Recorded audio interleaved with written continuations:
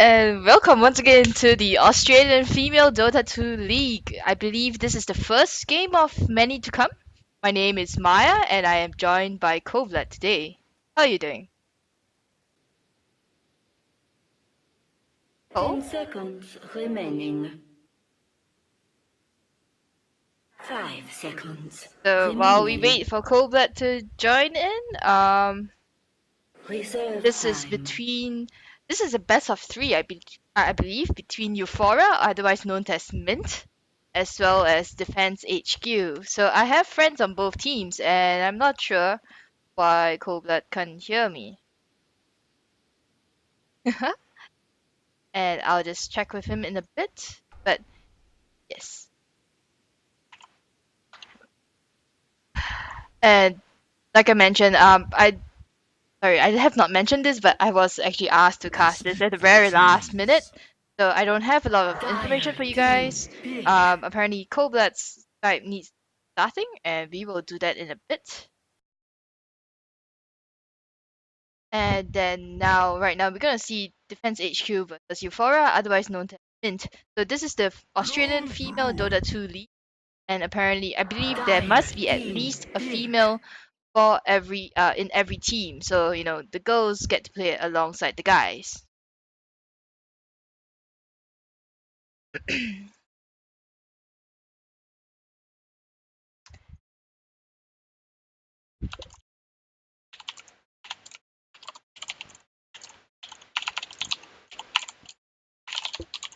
I'm gonna 10 answer the seconds, call 10 from Coldblood in seconds a bit, remaining. and hopefully he'll join us. 5 seconds Hello, remaining. Cole. Hello. Yo, what's up?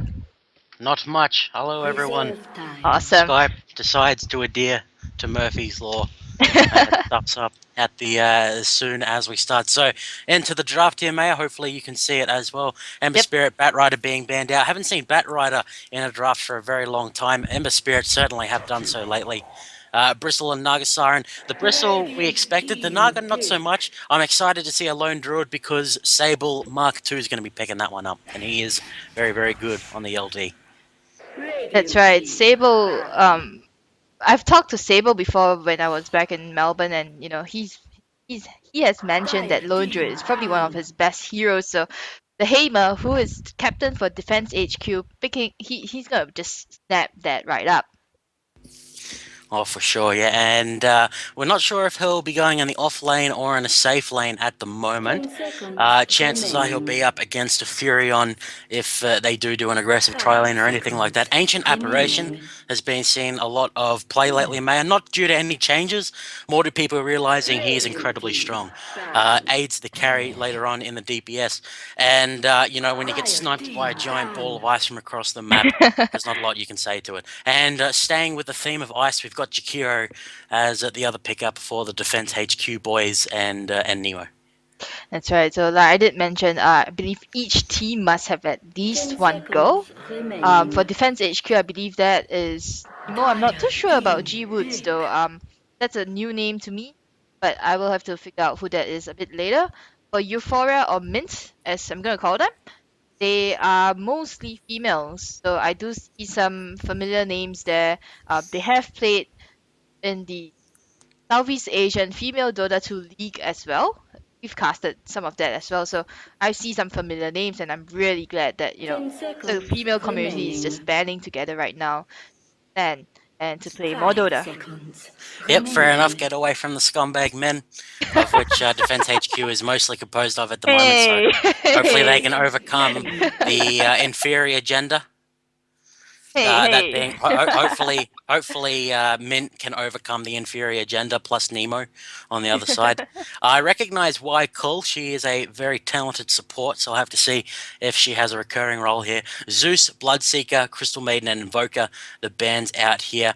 It's not too surprised to see Invoker banned out, honestly, and the rest 10 seconds not as often. remaining. But yeah, so Slider being picked up here. I'm wondering if that'll be comboed with a Dazzle, as lately in the Star Ladder we've been seeing a lot of minus armor strategies with the Slider. Can make someone incredibly squishy.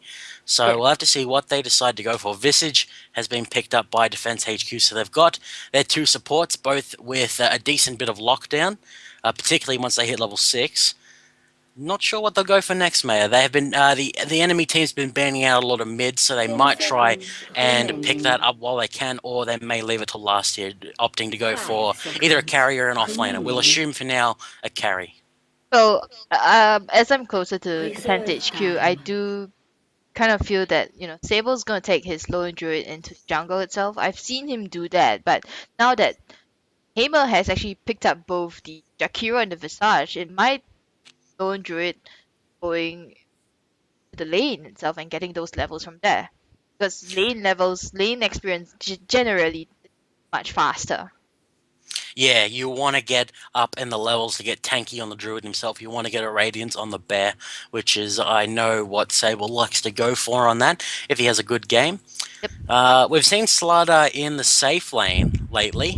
They could do a dual lane Razor, so they're most likely going to send that mid. Yeah, that's gonna be And that's gonna be Hamer's Razor as well.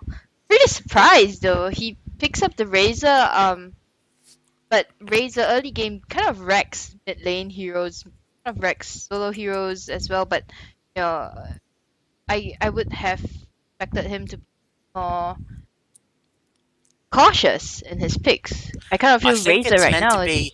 If you 10 notice that seconds the remaining. banouts from the female team here, Mint.AU, 5 they've gone for the seconds Ember Spirit, the remaining. Invoker, even the Batrider bans. I think they wanted to play something that's a little weak early on, and they Reserve wanted to get time. rid of those things that can be very strong once they get ahead. So defense have just said we're going to pick one of the strongest mids in the game. And whoever you're going to go for is going to have a little bit of a tougher time, or they just were afraid of the hammer, which would be fair enough because he is an absolute hammer. So Windrunner, don't care what it says on the screen, it is a Windrunner. She has been locked in. We'll assume that's going 10 off lane, as seconds it has remaining. as she's liked to do previous. No, what am I trying to 5 say? seconds You, remaining. I don't know. It's stuck in my mouth, man. So basically, Reserve Wind Ranger. time. Okay, Windrunner Yes, thank you. going off lane. I believe, Yeah, it's been yeah. happening a lot at the moment. I was trying to Well, say that more eloquently. the thing is that, I would love to see a Wind Ranger coupled with an Ancient Apparition and a Slada in the same lane.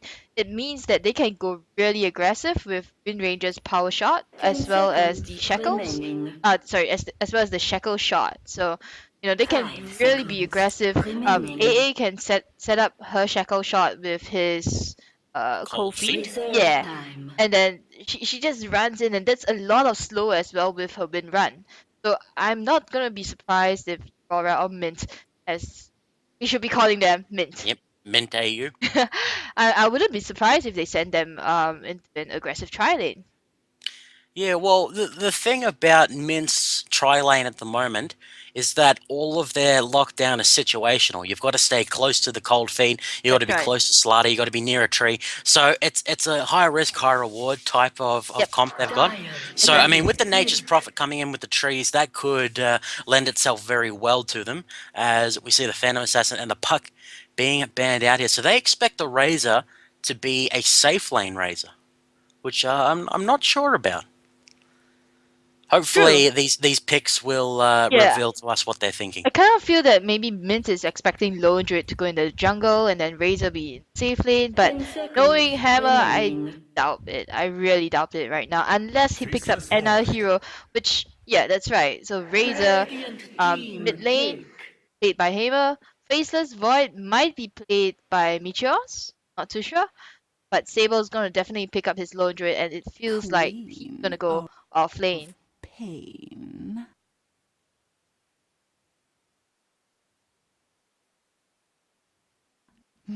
Did I lose you again? Hello, no, sorry, no, Oh, that was had some troubles. We're all yeah. good now. Alright, awesome. Okay, so hopefully I'm not repeating anything you said. The Void and the Queen of Pain being picked up here. Defense HQ definitely going for the late game as far as their damage is concerned, but their lanes can be considered fairly strong early on, so they've got a good balance there, a little bit of a mid-game slump. So I'll have to see how it goes for them. Prepare for battle. Okay, and let me just set up overlays and all that. And so once again, this is the Australian Female Dota 2 League. I believe this is one of the first few games being played. We just got called to cast very last minute by the Hamer, so thank you I for think that. last minute might be a bit too generous. More like the last 2 seconds. I'm sorry. So we're gonna see like what 5 men from Defense HQ, DHQ right now, moving down towards bot lane. Will they meet up with Slada here? I think they will. If he continues forward here. Um, very risky play here though. You got a very strong level 1 from DHQ, almost purely because of the Jakira, but I mean, they got an extra man in the bear.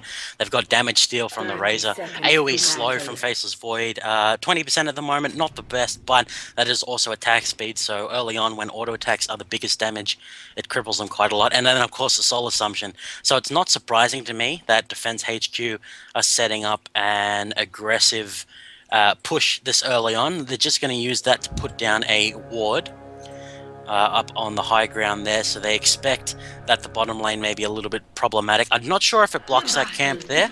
We'll have to No, find it out does in about not. 30 seconds. No? It Okay. does not. So only if you place the ward right in the camp here, it will give you sight of the wards, but sight of the rune, but that's pretty much about it. Yeah, okay, so they're going to opt for a bit of the safer route. They want to keep an eye on the Queen of Pain, which is certainly fair enough. Looks like Wycool actually going in the mid lane this game, so deviating from last just a little bit. Oh, we have the off lane Visage from Michios. Exactly. That's really surprising because I thought Meteos would. I've seen Meteos play most Arcana, in the solo off lane, so he's gonna reprise his role that way. But he's gonna go up against a Wind Ranger, and that's Bleep Bloop as well. And we have forgotten to introduce the teams. Okay, so without further ado, the only Australian all-female team in the FSL Southeast Asian comp, we have Bleep Bloop as the Windrunner. As a Slaughter, we have Ada, L, Nature's Prophet up the top. We have Grapes, almost about to hit level 2. In the middle, we have Y Cull Stranger. Still not sure if I'm saying that properly, but she's got a pretty terrible name, so fair enough. And then Kit Kat will be the Ancient Apparition. Hey, you keep talking about people's name like that. Hey, they make it hard for me to talk. I need a bit of payback. So on DHQ side, we have the Haver on the mid lane Razor, Meteos on the Visage solo off lane at the bottom. G-Woods on the Faceless Void. He's gonna be the one farming, but he doesn't seem to have a good time right now, reduced to half health and only level 1. Top lane, the Ice Puff is gonna get thrown out, and he's gonna actually time walk in to try and get Nature's Prophet Grapes here, but Grapes manages to get away in time. So continuing on with the section of the teams, Nico on the Jack Hero, and Sable finally on the Lone Druid. He's gonna hang around in the jungle for a bit, but he's gonna come out and try to get some kills, try to do some damage to Grapes as well. Not sure if it was intentional, but the Trance did a great job at blocking the progress of the ganking DHQ team there. I was going to say they were really clock blocking, which is a little bit ironic considering Faceless Void deals with time. So would have been better if it was clockwork, but it still works. Oh god. That's right. So we have the teleport available now on Graves should an opportunity present itself at bot. And then Visage very, very squishy without the Gravekeeper's Cloak, which he goes ahead and skills early on, doing very well in the experience as well. Isn't getting denied too heavily just yet. In the middle we have the Hammer. I was about to say his real name, but probably shouldn't do that against the Quap. They've both gone for the Null Talisman and the Wraith Band apiece, so the upgraded small items there. Up at the top lane, we have the Ice Path missing, but the Time Walk will connect. Sable whacking away at it. Will Graves go down? He has the advantage of the boots giving him speed, and he will manage to get out. Nemo almost lands the Ice Path, but it is not enough. And once again, Grapes escapes here and is still on the 10 last hits thanks to the Treants. So microing this absolutely beautifully. But the Faceless Void at 10 last hits, and everyone who has ever gone against a free farming Faceless Void knows you cannot allow that to happen. Well, the thing is that this Faceless Void is doing kind of okay, but in terms of EXP, he's not gaining a lot, simply because Nemo is hanging around, and Sable once in a while comes in and takes that EXP away from him.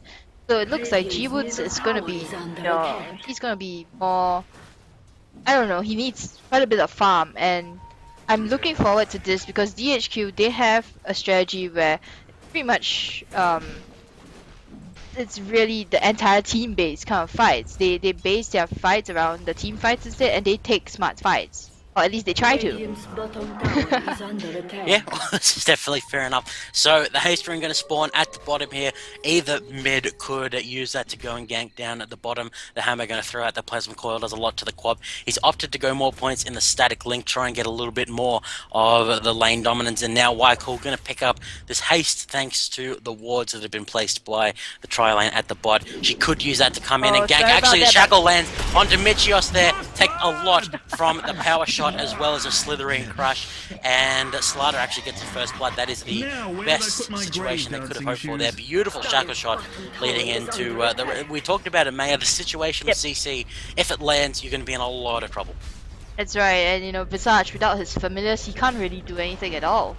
And right now, I'm not too sure if this Slada is going to be carry. You know, he has tons of regen on him, so it kind of feels that all these regen too, they are not pulled. So, and looks like Mitra's is going to try to deny the tower, but no, they want to go after him right now. He has to back off, and that's a very early tower as well. 5 minutes in, get a T1 tower. It means that the supports on Mint can actually go around and start hunting, ganking. Yeah, definitely fair enough. They want to get some more experience, particularly on the ancient apparition. He's been, or she has been rather, pulling the camps to try and give the other two a little bit more XP. And you saw it work there with the level 2 power shot, just does so much.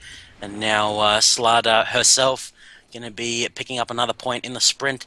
Normally you see people leave it at the level, I think it's either 1 or level 3. It's one of, I know it's an odd number. Shackle is going to land on Michios and gets power shotted up, not going to be able to escape from that one. I thought the Shackle wouldn't connect, but extends its range just for him, and that kill gets spread around as a pause comes out from Mint.AU. That's right. Bleep Boop is doing a great job with those shackles. I believe she shackled onto the creep in front of Meteors, and that landed onto Meteors itself. That was a beautiful shackle shot coming out from her, and right now DHQ, they don't seem to have a buy for this. No, we'll have a look at the last hitting in the mid lane. It is going Wycole Stranger's way at the moment. She's still got that haste rune in her pocket, working towards the power treads. Razor probably wants to tank himself up a bit as well. Has the chicken on the way to him. It's not really a chicken, it's more of a grasshopper with the phase boots. Not the phase boots, sorry. The blades of attack, which will help a little bit in the right clicks. At the top, how is Faceless Void doing? He's got 1600. He's getting close to the Perseverance if he does go the Battle Fury route, and then he'll quickly rack up the experience, although he is sharing a jungle with the LD, so we've got to keep that in mind. How is our buddy the Lone Druid doing? Has an Orb of Venom on the Bear and has a Ring of Basilisk on the Druid himself, so a fair bit away from the Radiance, but probably working on a Midas at this point. It'll be fairly late though as the Unpause comes out here. And where will the rampaging bottom lane of Mint go next? I kind of feel right now that Sable will probably be a ganker type of hero in this game. He's probably going to play that role simply because, you know, his bag can chase down, and of course he has the Orb of Venom to slow enemy heroes down. But we do see Visage TPing top right now. He's going to actually throw out that Soul Assumption, doing very little damage to Grapes here, and now he's going to get right-clicked down by Nature's Prophet. And Green of Pain comes in as well, gets a double kill here. She has that haste rune, she has a double damage rune on her as well, and that's gonna be huge because now Mint has 5 kills. And DHQ just has no answer to it right now. Oh, they just gave Nature's Prophet a lot of gold. He could have gone for the Midas, decides to go for Mechanism. He'll have it incredibly early, makes his trance all the more durable as far as towers go. Oh, Shackle will not connect to anything but the Ring of Trees. Will lock poor Nemo in place, the only female player on DHQ's side. And Bleep Bloop picks that one up as well. Has wards, has the magic stick, can transition into a semi-carry at this point with the amount of kills that she's getting. She's at, no, that's her first one, never mind me. Silly old cold blood. As Michios hanging around, still doesn't have the familiars, not even level 5 yet. Had an awful time at bot. The second tier 1 of the game will go down. Ada just farming away at the bot, already has the blink dagger, which makes her fairly squishy, but can set up the stuns very, very well with that one. I think the issue right now is that DHQ, they have no answer to the Slada. she can just blink in right now and just, once you land the stun, that's gonna be dangerous. And now Sable's gonna come in on Kit Kat. The bear's trying to get an entangle up here.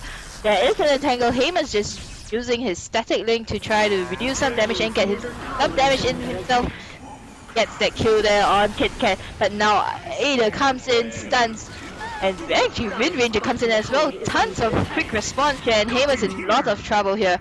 Now Mitras is just fleeing for his life here. No response coming from DHQ in terms of support, and they are still going in. Ada wants this kill.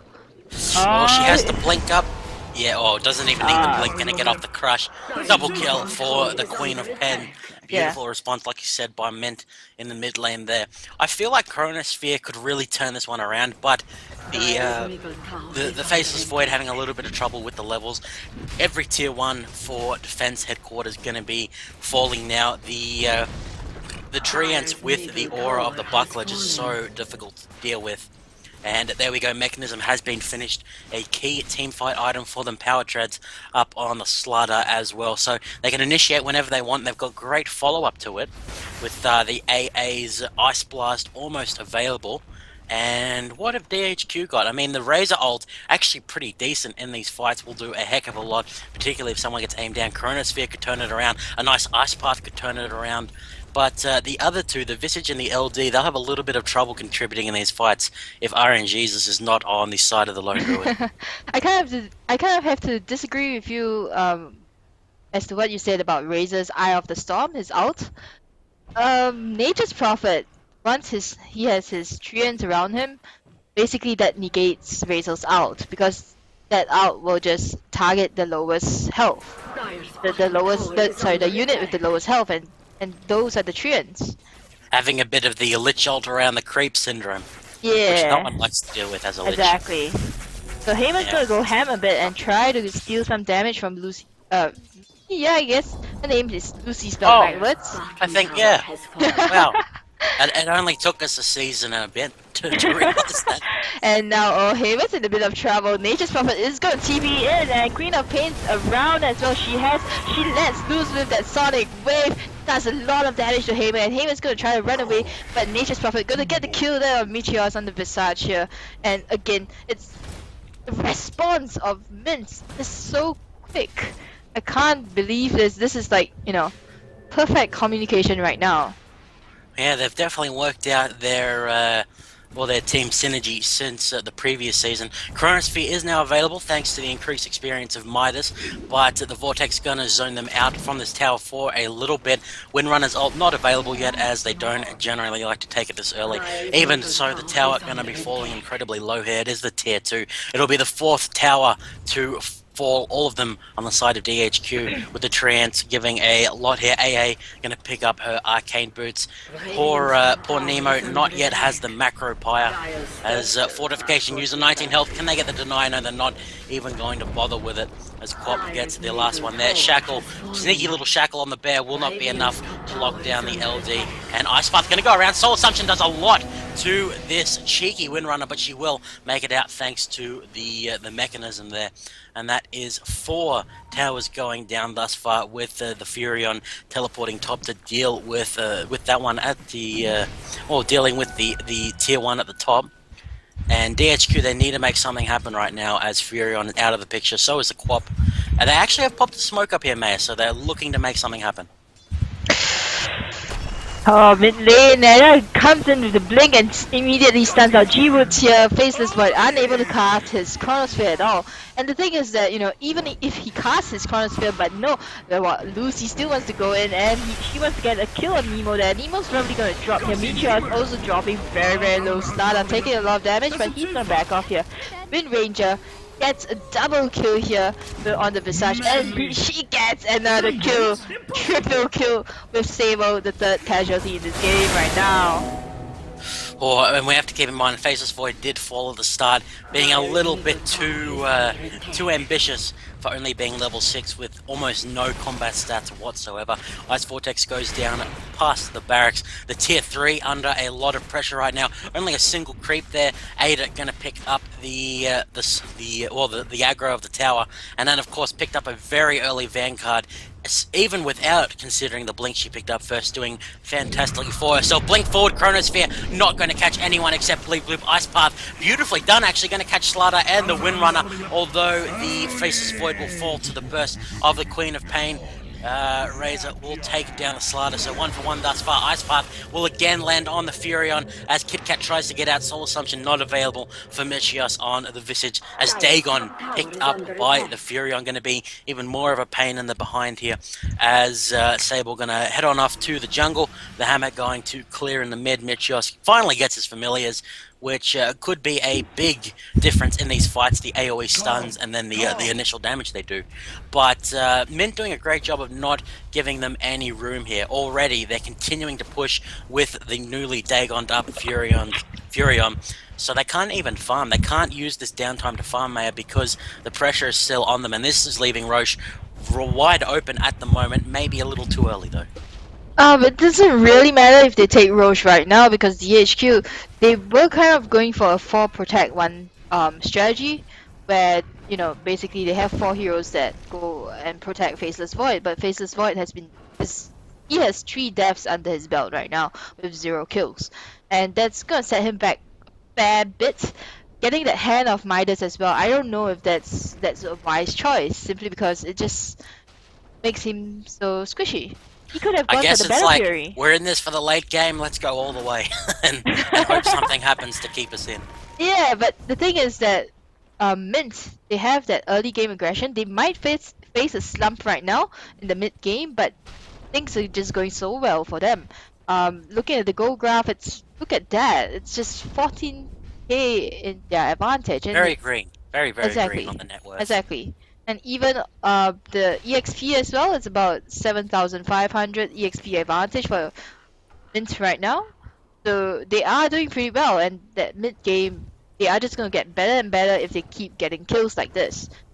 The only problem I see is that G Woods on the Faceless Void, that Chronosphere cost him that fight. Simply because, you know... It was a timely blink from Ada, but the Ice Path from Nemo definitely made it worth it in the end with, catching both the Queen of Pain, the Windrunner and the Slaughter, and actually made the Slaughter die. Oh! That was beautiful. Basically, the AA Ice Blast came in and dropped the Lone Druid, dropped the Sable so low, and then Nature's Prophet Grapes just teeped in and goodbye. Goodbye, He's got all the Sable. components of Vlad's, but it hasn't mixed together. It's very odd. So the bottom tier 3 has been cleared, but the tier 2 at top it's actually the last structure outside of DHQ's base. As soon as LD comes back up, this Vlad's will come together. Smoke is being popped by the tri-lane of Mint.AU. They're gonna catch themselves a juicy Faceless Void, gonna get stunned up by the mini stunned by the Windrunner. Ice Blast will come out. Doesn't do a whole heck of a lot. Moves very, very slowly since it wasn't at that 1500 range. But this buys plenty of time for the last structure outside of DHQ's base to finally fall. Going to use Fortification just to delay the inevitable. Can they get the deny? No, nowhere near. As Furion picks up one of Power Treads available on the Faceless Void, gives him a little bit more tankiness with that strength gain. As Quap going to pick herself up, a Haste Rune can join this fight very, very quickly. Nice shackle there on the Panda, straight into Razor, and this Power Shot also going to hit Sable there. Huge amount of damage. The Chronosphere going to go off. It hits both the Ancient Apparition and the Fury on there. Nice Ice Path to follow it up as well. But Queen of Pain going to come in from the side with her Ags, Scepter, Sonic Wave with the Faceless Void going down already. The 4 Protect 1 not going to do much at all. Quap going to take out the back line of DHQ as the front line gets demolished as well. 5 for 1 with Windrunner, the only casualty. Siege Minion here to tank up the tower for just a little bit, and not a lot DHQ can do at this point. They simply do not have the gold to buy back. That's right, and right now I believe that... Sorry? Furion with the Dagon, please. That Chronosphere though, I really have to question that. G Woods putting the Chronosphere down like that because his teammates just walked into it as well. I noticed that Nemo, after casting her Ice Path, she walked into the Chronosphere, and the bear was just stuck at the edge of the Chronosphere, totally no damage. And DHQ, they are trying to wait, but Nemo's gonna get picked off by that Dagon there. Tons of damage going on Grapes as well. But here we go, Ada coming in with that stun there. Heyman's gonna get stunned out. He's gonna try to steal some damage, but just a few seconds and that's Doesn't about work when you're running away. it. True.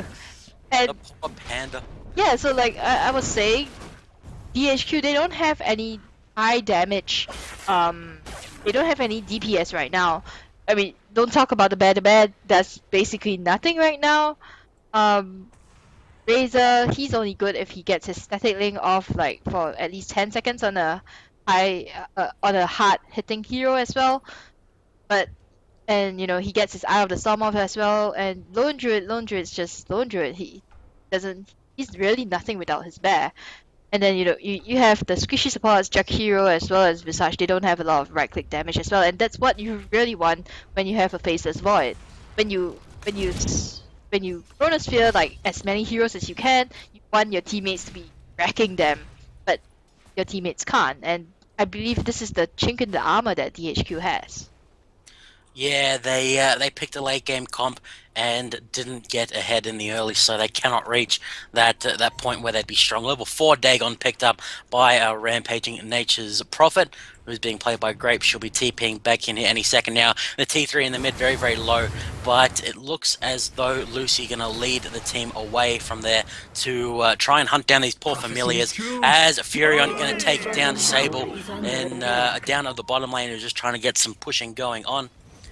And the tower won't even take too much damage at all, so G-Wood's going to try and pick up as much as he or she can. We'll assume he, as the ping goes out from Bleep Bloop to go for the Roche. Has okay, I thought she had Maelstrom, but it was the Ancient Apparition buff. Yep. Yeah, I was confused. I was like, whoa! It's like, whoa! what an antsy windrunner. Well, right now, I'm just running through the entire game in my mind. EG, and they have kind of like a multi-tier strategy right now. They have a gank style of play, but they also have a pushing style of play with the Nature's Prophet. He can answer any pushes coming out from DHQ at all. Simply with his treants, and he's going to just because now he has that Dagon level 4. He's gonna go for that Dagon level 5, by the way. So when she has that, she can basically kill anyone who comes after her. 800 damage, and almost no one on the side of DHQ has 800 health.